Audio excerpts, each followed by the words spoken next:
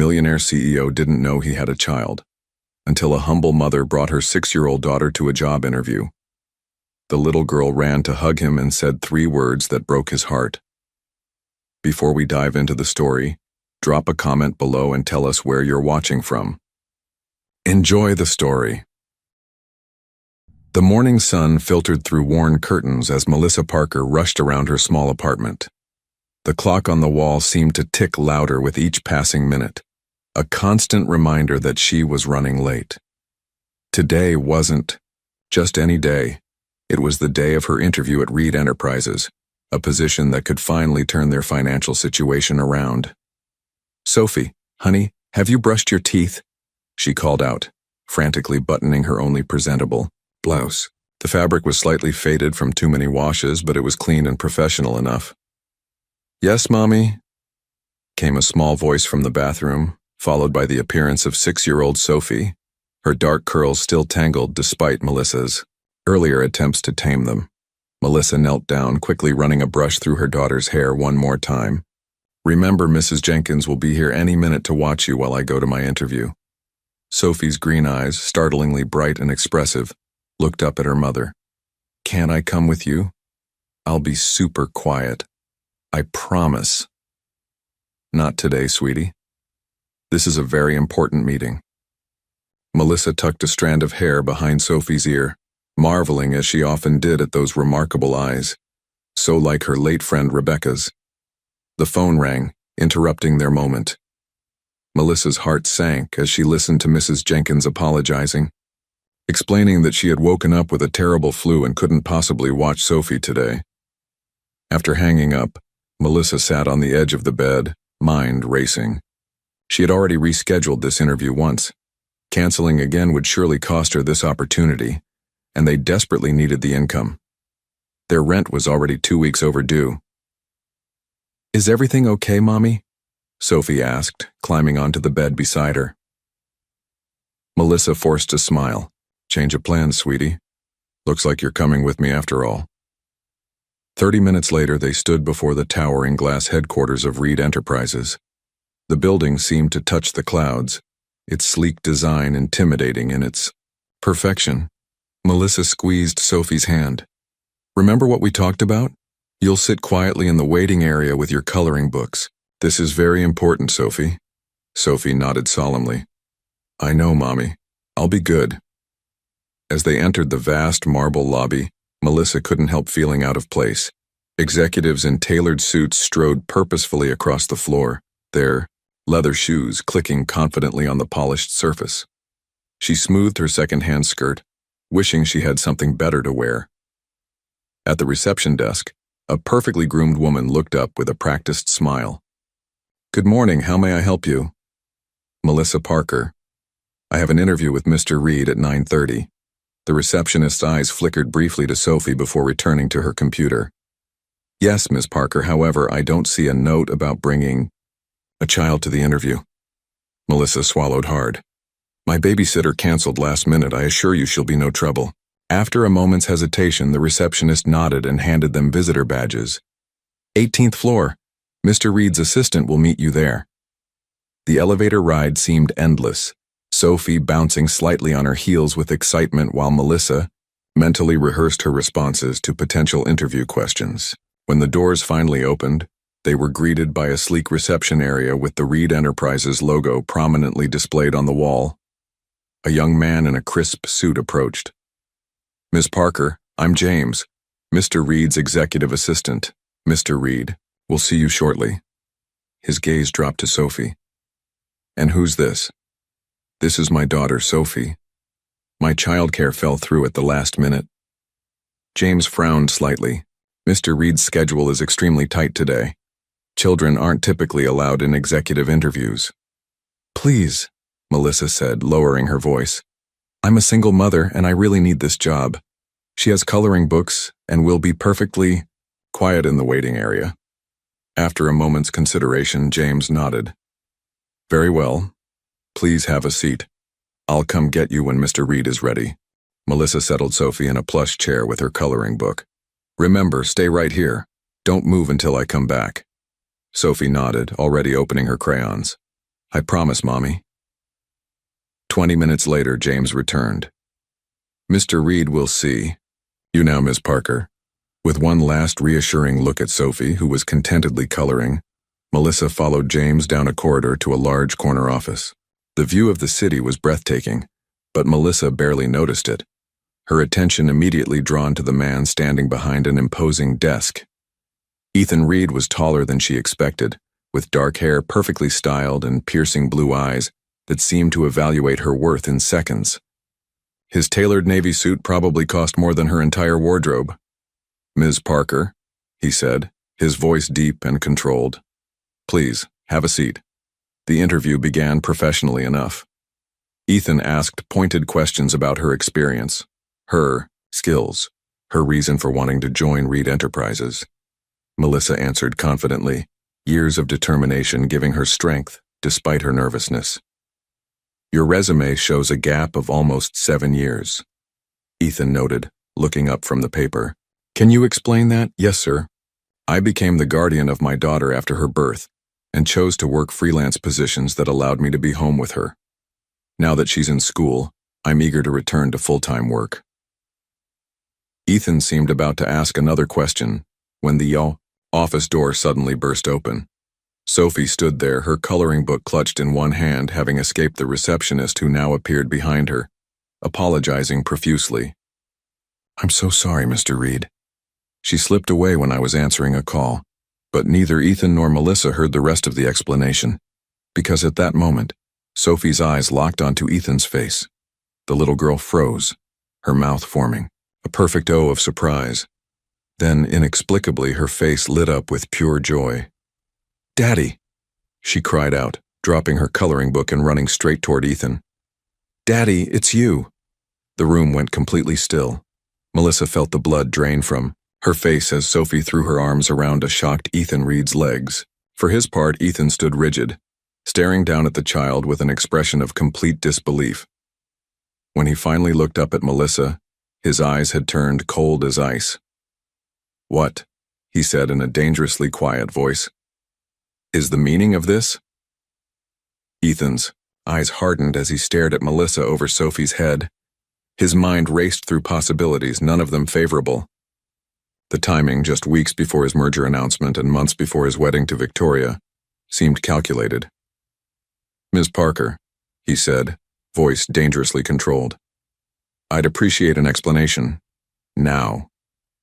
Melissa stood frozen, as shocked as Ethan by Sophie's outburst. I don't know why she said that. Sophie, honey, come here. Sophie clung tighter to Ethan's legs. But Mommy, it's him. From the picture. The receptionist silently backed out, closing the door behind her, leaving them in suffocating privacy. Melissa's heart pounded. Sophie, please come here, she pleaded, moving forward to gently pry her daughter away. Sophie reluctantly let go, but her eyes remained fixed on Ethan. You look just like the man in Mommy's special box. Ethan's jaw tightened. He studied Sophie's face, and something in her features, particularly those striking green eyes, triggered a distant memory. Green eyes he'd once looked into every day. Rebecca's eyes. The door swung open again and a striking woman in designer clothing entered. Darling, I thought we'd do lunch before my... Victoria Blackwell stopped mid-sentence, taking in the scene before her. What's going on? She asked, her perfectly shaped eyebrows drawing together. Apparently, Ethan said coldly, I'm being introduced to my daughter. Victoria's gaze sharpened. Excuse me? Melissa shook her head desperately. No, there's been a misunderstanding. I came for an interview. I don't know why Sophie said that. Victoria's lips curved into a disbelieving smile. How convenient. An interview that turns into a paternity claim. It's not like that, Melissa insisted, drawing Sophie close. I'm sorry for the confusion, Mr. Reed. We should go. Not so fast, Ethan said, stepping around his desk. Your daughter seems convinced I'm her father. That's quite an accusation. Victoria placed a possessive hand on Ethan's arm. Darling, this is obviously a ploy. The timing is suspect given the merger announcement next week. Melissa felt heat rising to her cheeks. I didn't know anything about you before applying for this job. I certainly didn't know what you looked like. Then, explain why your daughter recognized me, Ethan demanded. Sophie looked up. He looks like the man in the picture with Aunt Rebecca. At the name, Ethan visibly flinched. Rebecca? Rebecca Jensen? The room seemed to tilt beneath Melissa's feet. You knew Rebecca?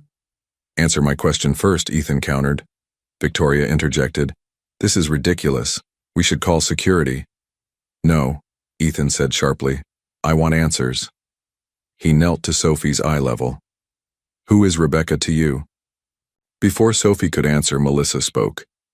She was my best friend, Sophie's biological mother. The color drained from Ethan's face as he stared into Sophie's green eyes, Rebecca's eyes. Rising slowly, he turned to Victoria. Give us a moment. Ethan, you can't be serious. Please, Victoria. After Victoria reluctantly left, Ethan faced Melissa. I want a DNA test, today. The words hit Melissa like a physical blow. Mr. Reed, I didn't come here for anything but a job. I didn't even know you knew Rebecca. Yet here we are, he said coldly. My legal team will be in touch this afternoon. I suggest you make yourself available. You can't just demand, I can and I will. His voice left no room for argument. If there's even a possibility that child is mine, I need to know. Back in her small apartment, Melissa's hands trembled as she made Sophie a sandwich. The morning's events replayed in her mind like a nightmare she couldn't wake from. Mommy, are you mad at me? Sophie's small voice broke through her thoughts. Melissa turned, forcing a gentle smile. No, sweetie, I'm not mad, but I need to understand what happened. Why did you call that man Daddy? Sophie fidgeted with her sandwich. He looks exactly like the man in the picture with Aunt Rebecca, the one you keep in your special box. Melissa's heart sank. She'd been so careful to keep that photo hidden. You went through my things? I didn't mean to, Sophie said, eyes welling with tears. I was looking for the stickers you promised, and I found the box under your bed. Melissa sat down heavily. The wooden box contained her few keepsakes of Rebecca, including the single photograph she had of Rebecca with Ethan Reed, though she'd never known his name. Rebecca had only referred to him as the one who got away. Sophie, that doesn't mean he's your father. But you said my daddy is in heaven with Aunt Rebecca. The lie she'd told to simplify things for a 4-year-old now came back to haunt her. It's complicated, sweetie. The doorbell rang, interrupting them. Melissa opened the door to find a stern-faced woman in a business suit. Miss Parker? I'm Amanda Wells, legal counsel for Reed Enterprises. She handed Melissa an envelope. These are consent forms for DNA testing. A car is waiting to take you to the lab. Melissa glanced at Sophie, who was watching curiously from the kitchen doorway. I need time to process this. Mr. Reed is offering a generous stipend for your cooperation today. Amanda's voice lowered. Or we can pursue this through formal legal channels. The implicit threat hung in the air. With mounting bills and an eviction notice looming, Melissa had little choice. 20 minutes later, they sat in a private medical facility, Sophie coloring quietly while a technician prepared to take DNA samples. Across the room, Ethan stood with his arms crossed, face impassive. When he approached, Sophie smiled tentatively. Are you really my daddy? Ethan's stern expression faltered. That's what we're here to find out. Melissa intervened. Sophie, this doesn't mean... Actually, Ethan cut in, I'd like a word with Ms. Parker. Alone. In a small consultation room, Ethan closed the door.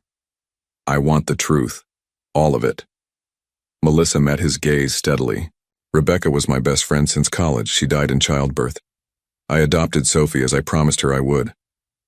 And the father? Rebecca never told me his name. Just that he was ambitious, driven, and chose his career over her. Ethan's jaw tightened. Rebecca and I dated for 18 months. She ended things when I expanded the company internationally. She never contacted me about a pregnancy. She wouldn't have wanted to burden you. Melissa said softly. She knew your ambitions were elsewhere. So instead she left me with a daughter I never knew existed? Anger flashed in his eyes.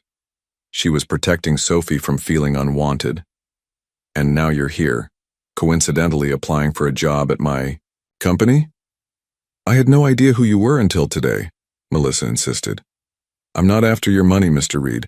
I came for a job because I need to support my daughter. If the test proves she's my daughter, Ethan said coldly, we'll have a very different conversation about exactly what you're entitled to. As they returned to the waiting room, Melissa noticed a text notification on her phone. An eviction warning. The irony wasn't lost on her. Standing in a room with a billionaire while facing homelessness, the technician approached with swabs.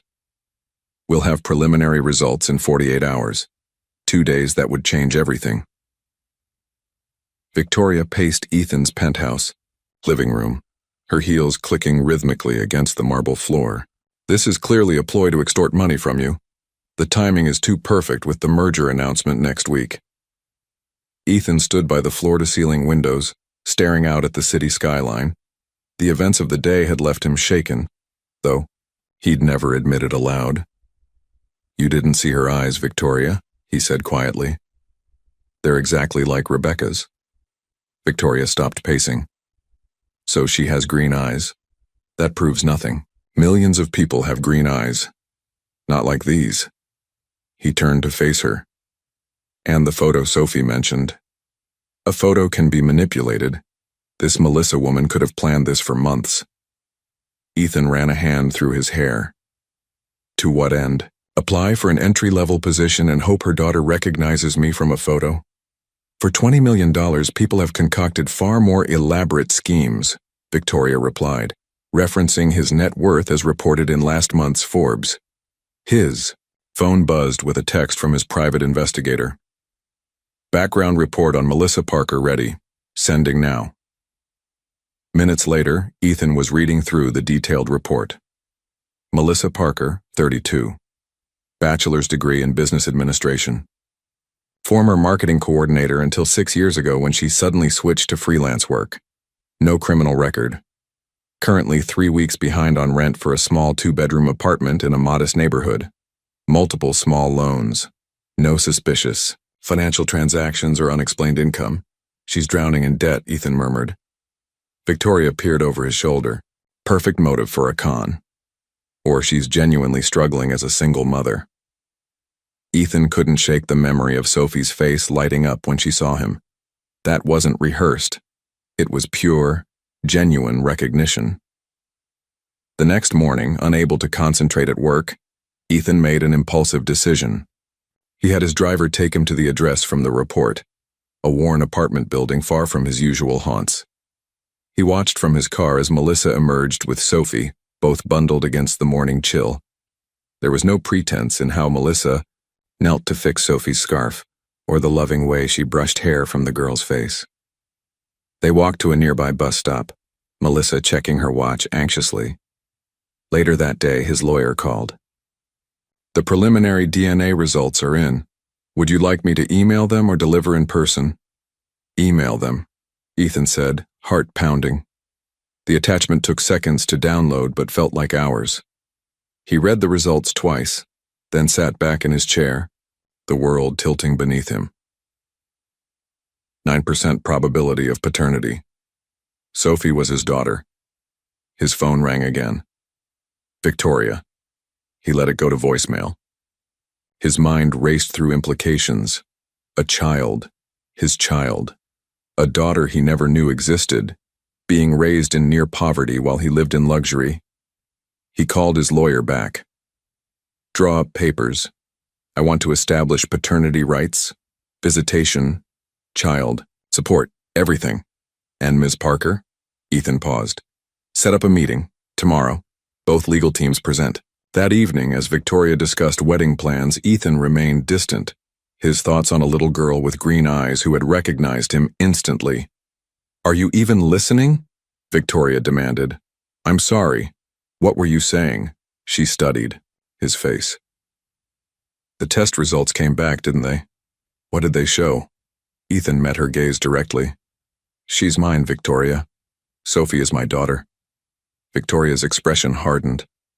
This changes everything.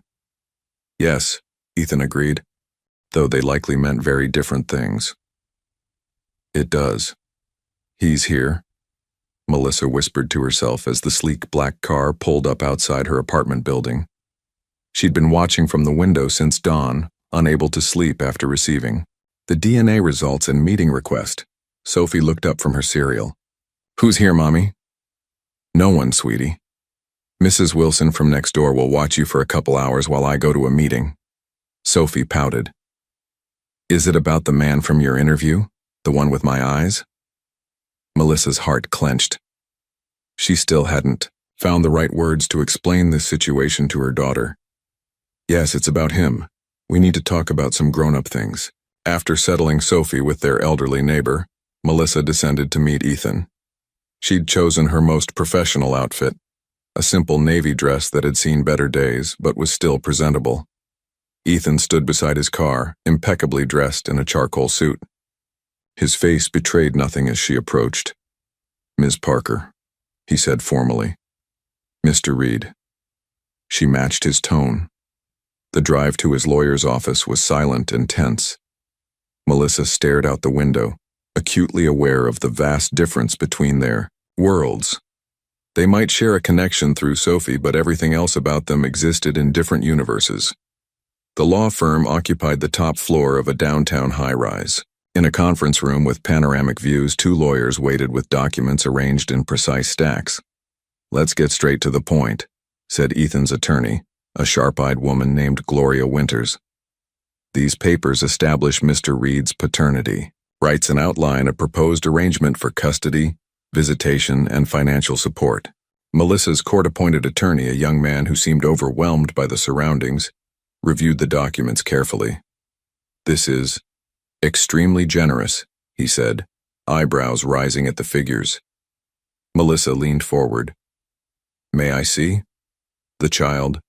Support arrangement would not only cover all of Sophie's needs but included funds for a new apartment in a better neighborhood, educational expenses through college, and a separate account for Melissa's inconvenience.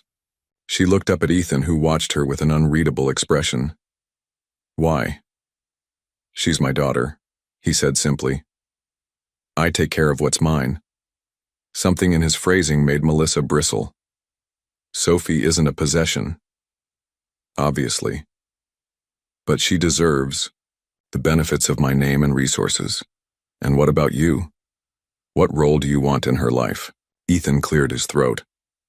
I've arranged for standard visitation, every other weekend, alternating holidays. So she becomes another appointment in your calendar? Melissa couldn't keep the edge from her voice. His eyes narrowed. I'm trying to do the right thing here. The right thing for whom? For Sophie, for your conscience, or for your public image? Gloria interrupted smoothly. Perhaps we should take a brief recess. Once alone with Melissa, her attorney whispered urgently, This is an incredibly favorable settlement. I strongly advise you to accept it. Melissa stared out at the city below. He talks about her like she's a business transaction. Ms. Parker, forgive me, but you're in no position to walk away from this offer. The truth of those words stung. Last night she'd found a final eviction notice on her door. She had less than a week to come up with back rent. When they reconvened, Ethan spoke directly to Melissa. I understand your concerns, but Sophie is my child, and I intend to be part of her life. These terms are non-negotiable. Melissa met his gaze. I want one addition. Before any visitation begins, you spend time getting to know her gradually. No overnight stays until she's comfortable with you. Ethan considered this. Reasonable. We'll add it to the agreement. As she signed the papers, Melissa felt a strange mix of relief and apprehension. Sophie would have security now, but at what? Emotional cost? When do you want to meet her? She asked quietly. Today, Ethan replied without hesitation. I've waited 6 years without knowing she existed. I don't want to wait another day. Sophie twirled in her favorite purple dress, excitement bubbling through her as Melissa brushed her hair. Is he really coming to see me? Just me? Yes, honey. Mr. Reed wants to spend some time with you. Melissa worked to keep her voice neutral, hiding her own anxiety behind a smile. Because he's my daddy? The direct question caught Melissa off guard. Yes, she finally admitted. The test showed he is your biological father. Sophie's face lit up. I knew it. He looks just like in the picture with Aunt Rebecca. Will he live with us now? No, sweetie. He has his own home, but he wants to be part of your life. Melissa secured Sophie's hair with a ribbon, her mind racing with concerns about how this would affect her daughter emotionally. A knock at the door sent Sophie racing across the apartment. Melissa caught her just before she could fling it open. Remember what we talked about? Take it slow. When she opened the door, Ethan stood there looking uncharacteristically uncertain, a large gift bag in his hand. His usual commanding presence seemed softened somehow. Hello, he said, his eyes immediately finding Sophie, who peeked from behind Melissa. Hi, Sophie replied shyly, a complete change from her earlier excitement. Melissa invited him in, painfully aware of how their modest apartment must look to someone accustomed to penthouses and executive suites. Ethan surveyed the space quickly, his expression unreadable. I brought something for you, Sophie, he said, offering the bag. Sophie looked to Melissa, who nodded encouragingly. Inside was a beautiful teddy bear, wearing a small lab coat and stethoscope. Your mother mentioned you want to be a doctor someday, Ethan explained. Sophie's eyes widened. How did you know that's my favorite animal? Lucky guess, he said, but his glance at Melissa betrayed that he'd done his homework. The afternoon progressed with surprising ease. Ethan sat on the floor with Sophie, admiring her drawings and asking thoughtful questions about her interests. Melissa watched from the kitchen, preparing snacks while observing their interaction. There was an undeniable physical resemblance between them. The same shaped eyebrows, the same slight dimple when they smiled. Do you have a swimming pool? Sophie asked suddenly. Ethan looked amused. I do, actually. Mommy says we can't afford swimming lessons, but I really want to learn. Melissa felt her cheeks flush with embarrassment. Perhaps we could arrange lessons, Ethan said carefully, looking to Melissa for approval. Before she could respond, Sophie continued her innocent interrogation. Do you have a wife? My friend Zoe has a mom and a dad who live in different houses, but they both come to her school plays. I'm not married, Ethan replied, but I am engaged. Her name is Victoria. Will she be my stepmom? An uncomfortable silence fell. Melissa stepped in. Sophie, that's enough questions for now. Why don't you show Mr. Reed your science project? Later, when Sophie went to her room to fetch her favorite books, Ethan approached Melissa in the kitchen. She's remarkable, he said quietly. Smart, curious, confident. She is, Melissa agreed, unable to keep the pride from her voice. You've done an incredible job raising her. The unexpected compliment caught her off guard. Thank you. I've been thinking about the custody arrangement, Ethan continued. I'd like to amend it to include regular dinner visits during the week, not just weekends. I want to be involved in the day-to-day, not just special occasions. Melissa studied his face, searching for ulterior motives, but finding only sincerity. Sophie would like that. As Ethan prepared to leave, Sophie suddenly hugged him. Will you come back tomorrow? Ethan hesitated, clearly moved by the gesture. I have meetings, but I'll come the day after. Promise? I promise. After he left, Melissa found Sophie sitting with her new teddy bear, a thoughtful expression on her young face. Mommy, I like him, but he seems sad sometimes. Melissa smiled softly. Growing up is complicated, sweetheart. Sometimes people can be happy and sad at the same time. Like discovering you have a daughter, she thought, or sharing the child you've raised alone. Victoria slammed the glossy wedding magazine shut, startling the event planner who'd been pointing out reception venues. He's spending time with them again tonight? Her assistant nodded nervously. Mr. Reed canceled your dinner reservation at Le Cirque. He said to reschedule for next week. It was the third cancellation in 2 weeks since Ethan had discovered Sophie's existence. Victoria dismissed the planner with a wave of her hand and poured herself a generous glass of wine. The penthouse phone rang. "Victoria, it's Diana Reed." Victoria grimaced. Ethan's mother. "Diana, how lovely to hear from you. What's this I'm hearing about Ethan canceling our family dinner on Sunday, and rumors about a child?" The society pages are whispering. Victoria paced the living room. "It's complicated. Ethan recently discovered he has a 6-year-old daughter from a previous relationship." The silence on the other end was deafening. "A child? And you didn't think to call me immediately with this information?" Diana's voice had turned to ice. "Ethan wanted to handle it privately first. I assume he's verified paternity?" "DNA confirmed. The child is living with her guardian. Her biological mother died in childbirth." Diana's tone became calculating. "I see. And this guardian, what's her angle?" "She claims she wants nothing but for Sophie to know her father."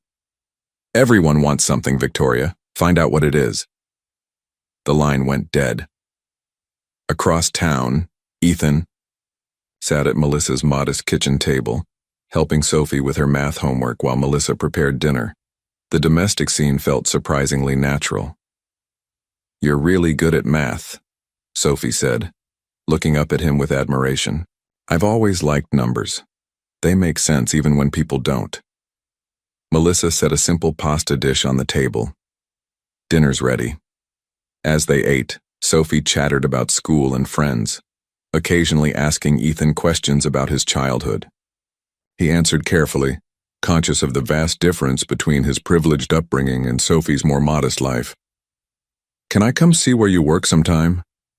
Sophie asked. Ethan glanced at Melissa. "If your mother approves." "Perhaps during a school holiday," Melissa suggested, though the thought of returning to Reed Enterprises made her uneasy. After Sophie went to bed, Ethan lingered.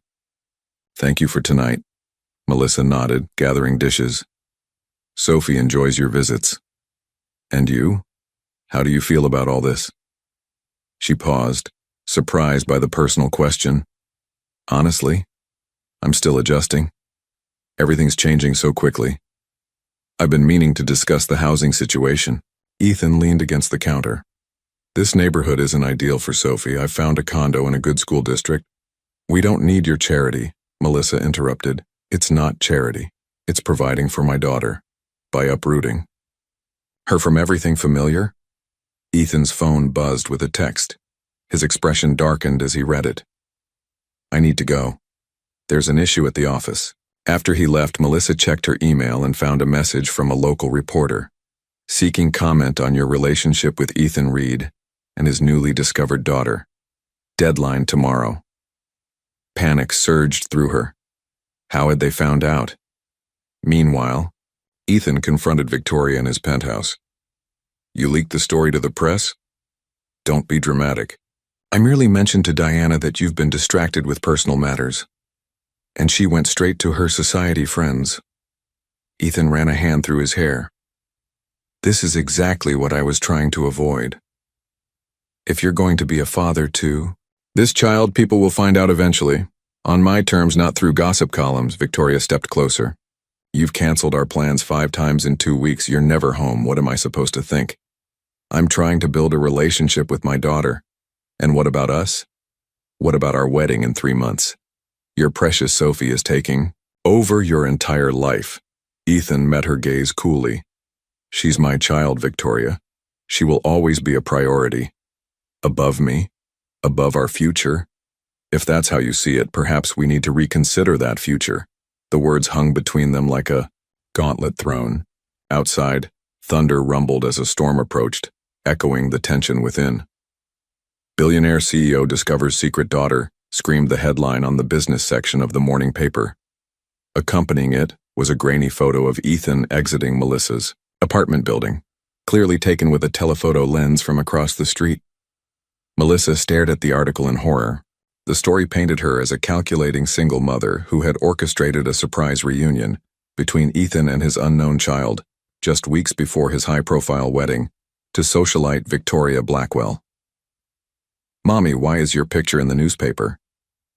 Sophie asked, peering over Melissa's shoulder at the breakfast table. Melissa quickly folded the paper. It's nothing, sweetie. Go get your backpack for school. As soon as Sophie left the room, Melissa's phone rang. Ethan's name flashed on the screen. Have you seen it? He asked without preamble. Yes. It's horrible. They're making me sound like some kind of gold digger. My PR team is drafting a statement now. His voice was tight with controlled anger. I've also instructed my security team to keep reporters away from your apartment. Don't speak to anyone from the press. This is exactly what I was afraid of, Melissa said, fighting back tears. Sophie doesn't deserve to be tabloid fodder. I agree. That's why I'm sending a car for both of you. Pack enough for a few days. You can stay at my lake house until this dies down. Ethan, I can't just leave. Sophie has school date. It's Friday. She won't miss much. The media frenzy will only intensify if you stay there. His tone softened slightly. Please, Melissa. I want to protect both of you. 2 hours later, they were in Ethan's private car heading out of the city. Sophie was thrilled by the adventure, but Melissa felt uneasy. The driver took a circuitous route to avoid any following photographers. The lake house turned out to be a stunning modern mansion nestled among towering pines, with floor-to-ceiling windows overlooking a pristine lake.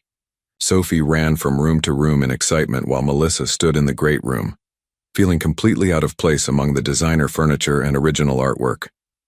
This place is amazing, Sophie exclaimed. Do you live here all the time? It's just a weekend retreat, Ethan explained, setting down their bags. I thought you might enjoy exploring the forest trails and the private beach. Melissa watched their interaction with mixed emotions. Despite her initial suspicions about Ethan's motives, she couldn't deny that he was making genuine efforts to connect with Sophie. The tenderness in his eyes when he looked at his daughter revealed a side of him the business world never saw. That evening, after Sophie had fallen asleep in one of the guest bedrooms, Melissa found Ethan on the deck, nursing a glass of scotch, as he stared out at the moonlit lake. Thank you for this, she said quietly, joining him at the railing. For getting us away from the chaos.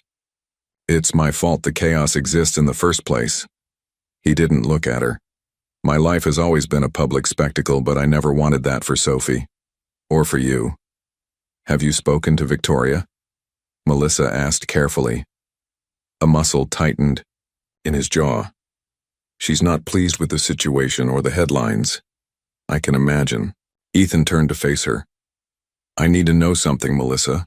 Why did Rebecca never tell me about Sophie? We may have broken up, but I had a right to know I was going to be a father. Melissa sighed. Rebecca was diagnosed with a heart condition early in her pregnancy. The doctors warned her that carrying to term was dangerous, but she refused to terminate. She didn't want you to feel obligated to a baby you never asked for, especially when she might not survive to raise her. So instead she made a unilateral decision that kept me from my child for 6 years. The hurt in his voice was palpable. She thought she was protecting both of you. Melissa hesitated. Rebecca loved you, Ethan, even after you broke up. She kept that photo of you two until the day she died. The silence between them grew heavy with unspoken emotions. In the distance, a loon called out across the water, its mournful cry echoing the regret that hung in the air. I would have been there, Ethan finally said. If I had known. Melissa touched his arm gently. You're here now. That's what matters. Monday, morning arrived with cruel swiftness. Their peaceful weekend at the lake house felt like a dream as Ethan's driver returned them to the city. During those 3 days, Sophie had blossomed under Ethan's attention, fishing off the private dock, roasting marshmallows by the fire pit, and listening to his stories about building his company from nothing. Do we really have to go back? Sophie asked, her face pressed against the car window as the city skyline came into view.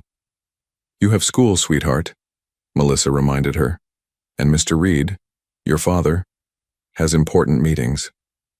The merger, Ethan said absently, scrolling through emails on his phone. The first time he'd mentioned work all weekend. When they arrived at Melissa's apartment building, a small group of reporters waited on the sidewalk. Ethan's security team created a protective barrier, ushering them quickly inside while deflecting questions. "This is unacceptable," Ethan muttered, once they were safely in the apartment. "I'm increasing security until this dies down." "It will. Only make it more obvious," Melissa argued. "More security means more attention. I won't compromise on Sophie's safety." His tone left no room for debate. After Ethan left for his office, promising to call later, Melissa received an unexpected text message from Victoria. "We need to talk. Alone.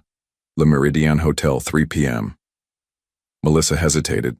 Meeting Victoria seemed unwise, but ignoring her would only create more tension in an already complicated situation. After arranging for Sophie to go to a friend's house after school, she agreed. The hotel's upscale lounge was nearly empty when Melissa arrived. Victoria sat at a corner table, immaculately dressed in a cream designer suit that probably cost more than Melissa's monthly rent. 2 untouched martinis sat before her. "Thank you for coming," Victoria said coolly. "I thought we should get to know each other, given the circumstances." Melissa sat cautiously. "I appreciate that." "Let's be clear," Victoria continued, sliding 1 martini toward Melissa. "I don't blame you for this situation. Rebecca made her choices and Ethan is dealing with the consequences." "Sophie isn't a consequence," Melissa said sharply. "She's a child who has significantly complicated our lives." Victoria took a deliberate sip. "The merger announcement has been overshadowed by gossip. Our wedding plans are in disarray. Ethan's mother is beside herself. I'm sorry for the disruption, but I'm not finished," Victoria interrupted. "I understand Sophie needs her father.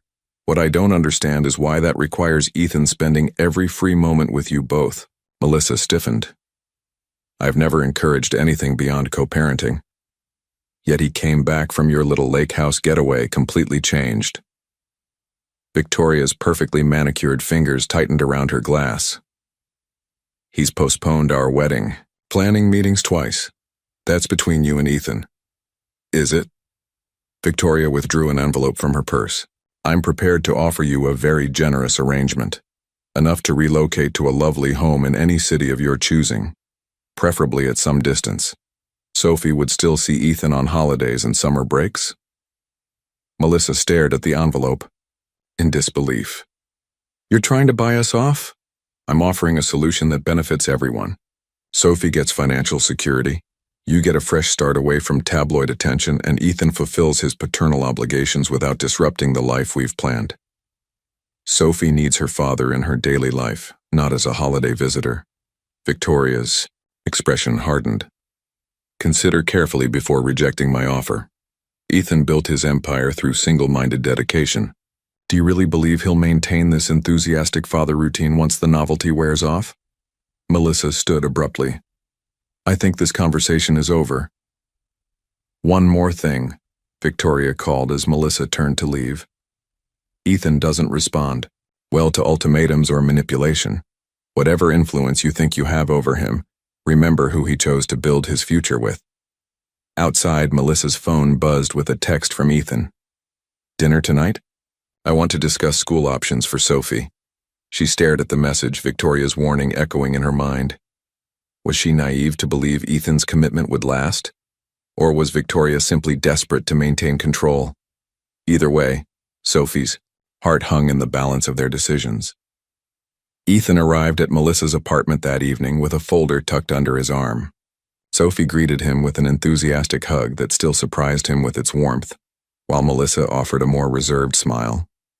"I brought dinner," he said, holding up bags from an upscale Italian restaurant, "and some information about schools I thought we should discuss." Over pasta and garlic bread at the small kitchen table, Ethan watched Sophie chattering about her day, struck again by how quickly she'd accepted him into her life. Children's resilience was remarkable, or perhaps it was simply that she'd been waiting for him all along without knowing it. After Sophie went to her room to finish homework, Ethan spread several brochures across the table. "These are the top private schools in the city," he explained. "I've arranged interviews at each one. They've agreed to consider mid-year admission given the circumstances." Melissa examined one glossy brochure, eyes widening at the tuition figure. "These schools cost more than a college education." "Cost isn't a factor. Ethan dismissed. Wellington Academy is my first choice. I attended as a boy, and their STEM program would nurture Sophie's scientific interests. She has friends at her current school, a routine, stability. She deserves the best education available, Ethan countered. These schools have connections that will benefit her throughout life. Melissa set down the brochure. I met with Victoria today. The abrupt change of subject caught Ethan off guard. What? Why? She invited me to offer a solution to our situation. Melissa's voice remained calm, but her eyes held challenge. She suggested we relocate to another city, with generous financial compensation, of course. Ethan's expression darkened. I knew nothing about this. I believe you. But it raises questions about what happens when your lives fully merge. Will Sophie be welcome at family gatherings, holiday celebrations, or will she remain your separate obligation kept at a convenient distance? That's not going to happen, Ethan said firmly. Sophie is my daughter. She'll be part of every aspect of my life. And Victoria, does she share that vision? Ethan looked away. Victoria is adjusting. That's diplomatic. Melissa leaned forward. Ethan, I need to know your long-term intentions. These schools, the financial support, it all feels like you're trying to reshape Sophie's life to fit your world, without considering what she might lose in the process. I'm trying to give her opportunities I didn't even know she existed to receive until now, he replied, frustration edging his voice, and I appreciate that. But Sophie needs consistency and emotional security more than prestigious schools or connections. She can have both. Melissa took a deep breath. Let me ask you something. If your wedding goes forward as planned, how does Sophie fit into that picture? Have you and Victoria discussed it? The question hung between them.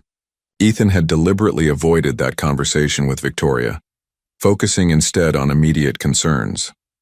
The truth was, every time he raised the subject of Sophie, Victoria changed the topic or made vague assurances that everything would work out.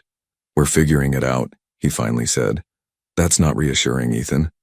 The door to Sophie's room creaked open. She stood in the doorway in her pajamas, clutching her teddy bear. Are you fighting about me? She asked in a small voice. Ethan and Melissa exchanged startled glances. No, sweetheart, Melissa said quickly. We're just discussing grown-up things. Sophie approached the table, looking at the school brochures. Am I changing schools? Ethan knelt beside her. We're exploring some options, schools with advanced science programs you might enjoy. But what about my friends and Ms. Johnson's class? You could make new friends, Ethan offered, and I'm sure the teachers would be excellent. Sophie looked between them, her young face surprisingly serious. Do I get to choose? The simple question landed with unexpected weight. In their adult struggle for control, neither had considered simply asking Sophie what she wanted. Ethan met Melissa's gaze over Sophie's head, an unspoken understanding passing between them. Whatever their differences, Sophie's well-being had to come first. Yes, Ethan said softly. You get a say in this too. The Reed Enterprises executive boardroom fell silent as Ethan concluded his presentation. The quarterly reports showed record profits, yet the tension in the room was palpable. Bernard Winthrop, the eldest board member and longtime family friend, removed his glasses slowly. Impressive numbers, Ethan. But I think we need to address the elephant in the room. The press coverage of your personal situation has investors nervous. Ethan had been expecting this. My private life has no bearing on my ability to run this company. Ordinarily, I'd agree, said Catherine Zhao, head of international operations. But the timing is problematic. With the Westlake merger announcement, next week any instability in leadership raises concerns. There is no instability, Ethan replied firmly. I discovered I have a daughter. I'm taking responsibility. End of story. Bernard leaned forward. The board fully supports your commitment to your child. However, the tabloids are having a field day with speculation about this Melissa Parker woman. The narrative that she deliberately targeted you is false, Ethan interrupted, and my legal team is addressing those stories. Perhaps, interjected Victoria's father, Harold Blackwell, who held a significant stake in the company. But perception matters in business as much as reality. The uncertainty around your personal life, including the postponement of your wedding, raises questions about your focus. Ethan felt a flare of anger. Victoria had told her father about the postponement before they'd even finalized that decision. "My focus is exactly where it needs to be," he said coldly. "The merger is proceeding on schedule. Our financials are stronger than ever. If anyone has concerns about my leadership, I invite them to review the 27% growth we've achieved this quarter." After the meeting, Harold cornered Ethan in the hallway. "Victoria is devastated about the wedding postponement. That's between Victoria and me." "Is it? When it affects my daughter's happiness and potentially destabilizes a company I've invested heavily in?" Harold's voice lowered. "Listen to me carefully, Ethan. You can be a father to this child without derailing your life. Set up a trust fund, arrange visitation, but maintain boundaries. Men in our position always do." Ethan's expression hardened. "I'm not interested in being a part-time father. Your dedication is admirable, if misguided. Just remember, the board is watching closely. Don't let personal matters cloud your judgment." Later that afternoon, Ethan sat in his office reviewing school applications for Sophie. Despite his initial push for Wellington Academy, he'd agreed to visit several schools with both Sophie and Melissa to find the right fit. It was a compromise, but one that felt surprisingly right. His intercom buzzed. "Mr. Reed, Ms. Parker is here to see you. She says it's urgent." Ethan stood immediately. "Send her in." Melissa entered looking flustered, her cheeks flushed as if she'd been running. "What's wrong? Is Sophie okay?" Ethan asked. "She's fine. She's at school." Melissa placed her phone on his desk, opened to a news website. But this just broke. The headline made his blood run cold. "Reed Enterprises airs mother questions paternity claim." The article quoted Diana Reed expressing concerns about the convenient timing of Sophie's appearance and suggesting that further verification beyond initial tests might be prudent before my son makes irrevocable decisions. "Your mother is demanding additional DNA testing," Melissa said, her voice tight with controlled anger.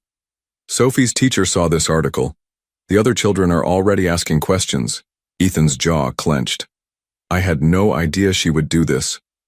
"Really? Because it seems everyone in your life is determined to deny Sophie's existence or minimize her importance. That's not fair, isn't it? Your fiancé offers to pay me to leave town. Your board questions your leadership. Now your mother publicly casts doubt on Sophie's paternity." Melissa's eyes flashed. "This is exactly why I was reluctant to let you into our lives.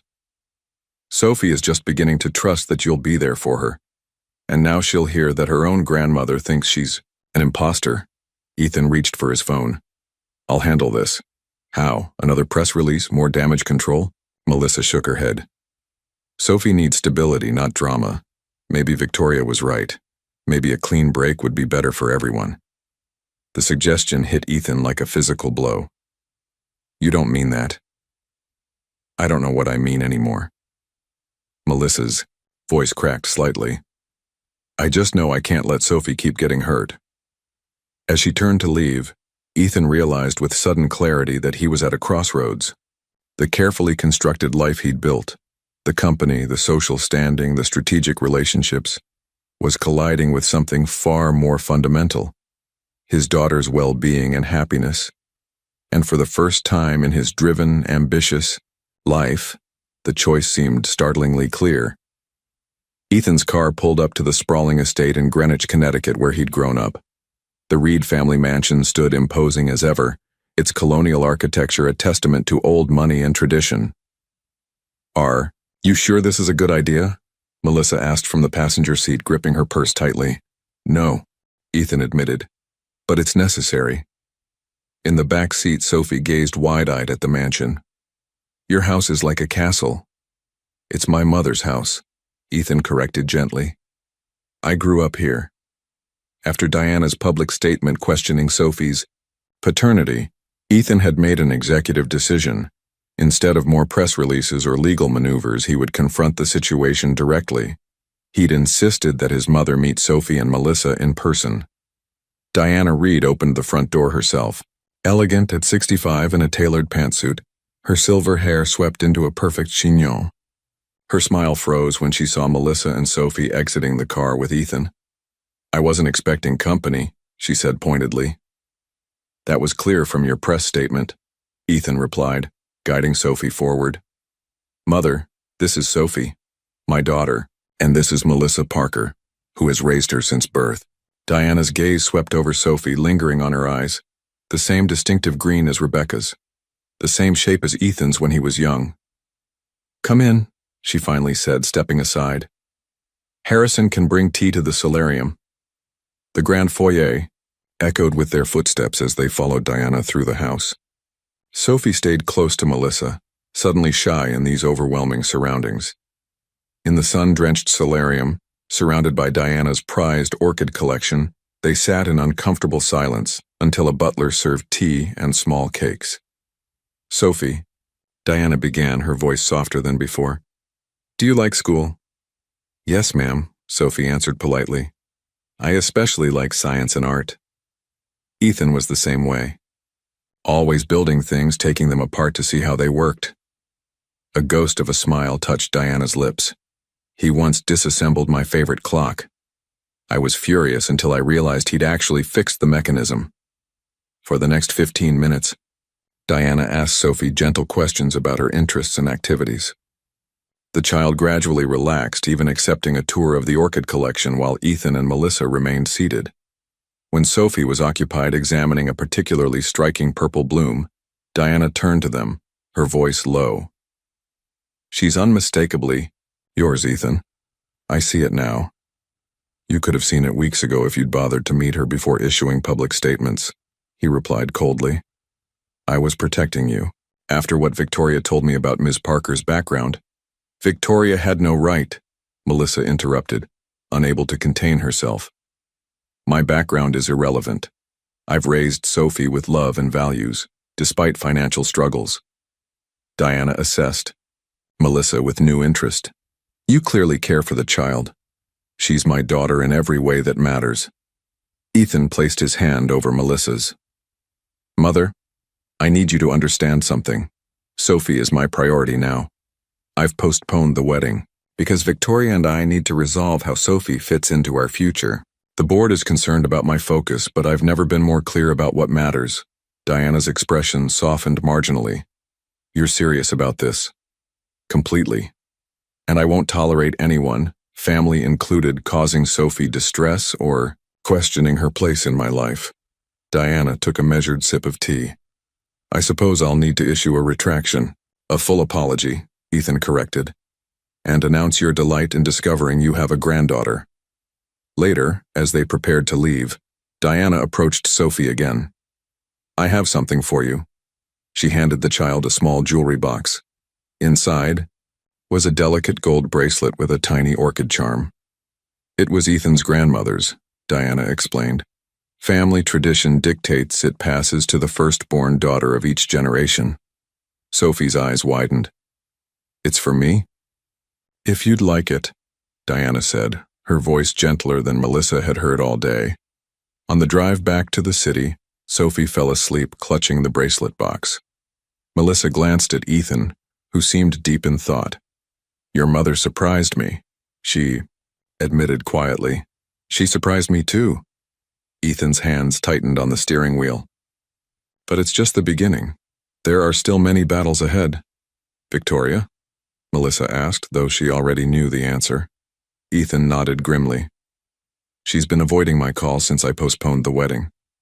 But we can't move forward until we have an honest conversation about Sophie's place in our lives. And if she can't accept it?" Ethan glanced in the rearview mirror at his sleeping daughter. "Then she's not the right partner for me anymore." Victoria waited in Ethan's penthouse, a glass of wine in her perfectly manicured hand. The engagement ring on her finger caught the light as she drummed her fingers against the arm of the sofa. When the elevator doors opened, she straightened, prepared for battle. "You've been avoiding me," Ethan said, stepping into the living room. "I needed time to think." Victoria set down her glass. I understand you want to be a father to Sophie. I respect that, but this situation has spiraled completely out of control. My mother met Sophie today, Ethan said, loosening his tie. She's retracting her statement and publicly acknowledging her as my daughter. Victoria's expression tightened. How wonderful. Another piece of your life rearranged to accommodate your instant family. Sophie is my daughter, Victoria, not an accommodation. What about us? What about our plans? Victoria stood, frustration evident in every line of her body. We were supposed to be married in 6 weeks. Now everything's on hold while you play house with Melissa and Sophie. I'm not playing anything. I'm being a father. You can be a father without dismantling our relationship. Victoria's composure cracked. You've postponed our wedding. You're constantly at Melissa's apartment. You're letting a 6-year-old dictate your schedule. That 6-year-old is my child. And what am I? Victoria demanded. The inconvenient fiancé who doesn't fit your new narrative. Ethan sighed heavily. I never meant to hurt you, but I need to know Sophie feels secure and accepted in my life. And what about me? Where do I fit? Victoria paced the room. Your mother called me today, suggested I should be more understanding of your new priorities. She shouldn't have done that, but she did. And the board members are questioning if our relationship is even stable anymore. Victoria's voice lowered. Harold thinks you're having second thoughts about more than just the wedding date. Ethan met her gaze directly. Are you more concerned about losing me or losing your position as the future Mrs. Reed? The question hung in the air like a thunderclap. How dare you, Victoria whispered, after everything we've built together. Answer the question, Victoria. If there were no company, no social standing, no business advantages to our marriage, would you still want me? Victoria's silence spoke volumes. I thought so, Ethan said quietly. I think we both know this isn't working anymore. Victoria twisted the engagement ring off her finger and placed it on the coffee table with deliberate care. I deserved better than this, Ethan. As the elevator doors closed behind her, Ethan felt an unexpected lightness. The path forward was suddenly clearer than it had been in weeks. Tomorrow would bring challenges, explaining to the board, weathering the inevitable press coverage. But tonight he felt free. He picked up his phone and dialed Melissa's number. Victoria and I ended our engagement, Ethan said, his voice calm as he sat across from Melissa at a quiet cafe near her apartment. They'd arranged to meet while Sophie was at her Saturday morning art class. Melissa set down her coffee cup, surprised by the directness of his statement. I'm sorry, Ethan. Don't be. It was necessary. He gazed out the window briefly. We wanted different things. Sophie made that clear. I hope you don't resent Sophie for— Never, he interrupted firmly. She didn't cause this. She revealed what was already there. A moment of silence stretched between them, filled with unspoken possibilities. I've been thinking, Ethan continued. Sophie's been visiting Wellington twice a week as part of their trial program. She seems to be thriving there. Melissa nodded. She loves the science lab, talks about it constantly. The commute is difficult from your current apartment. We manage. Ethan leaned forward. I found a condo near the school. 3 bedrooms, dorm and building, excellent security. It's in both your names. Ethan, I can't accept. It's not charity, Melissa. It's for Sophie. His eyes met hers, and maybe for us too. Her heart skipped a beat. What are you saying? I'm saying I want to see where this goes. Not just co-parenting, but more.